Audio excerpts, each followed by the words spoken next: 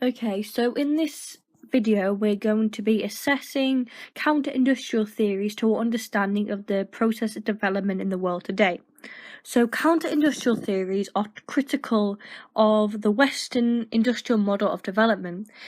There are two main strands to it, and that's environmentalism and neo-populism are both included in counter-industrial theories.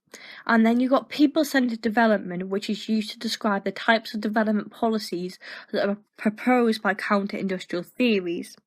So the first theory is environmentalism, which is very critical of the Western industrial model of development because it argues that environmental damage is intrinsic to this model of development. Western development leads to uncontrolled ecological damage through effects such as degradation of the biosphere and factors emit pollution, depletion of finite resources, and a loss of biodiversity. The Earth cannot support the Western lifestyle universally, as it takes us well beyond the carrying capacity of planet Earth. Environmentalists argue that we need a new paradigm for development, one that doesn't treat the planet as simply a subsystem of finance and the economy, and instead puts sustainable development and conservation of the planet's finite resources at the heart of development as The Economist.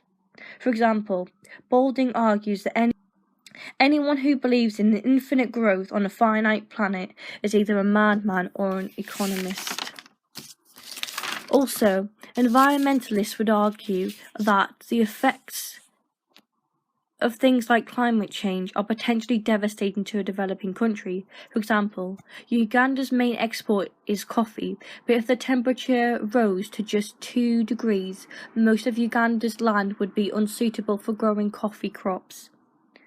The second theory of non-industrial theories is neo-populism. Neo-populism highlights the way in which rapid industrialization doesn't just harm the environment, it also has human costs, which can lead to unemployment, break up traditional communities, and create a dependency on the Northern Hemisphere for technology and parts. One of the policies that's suggested by people-centered development is that the majority world should learn from the mistakes of the minority world and not repeat them, and this is linked to the idea of sustainable development. Development projects should be designed to help people on the ground by improving what they already do, rather than simply replacing their lifestyle and technologies with the Western model. Schaumacher supports the idea of intermediate technologies that are used by non-governmental organisations. For example, changing an open fire to a closed fire with a vent so that smoke can get out. This would make cooking easier and prevent environmental damage. And also, another policy that's put forward by people-centred development is microcredit. These are small loans that can be given to people to invest in businesses.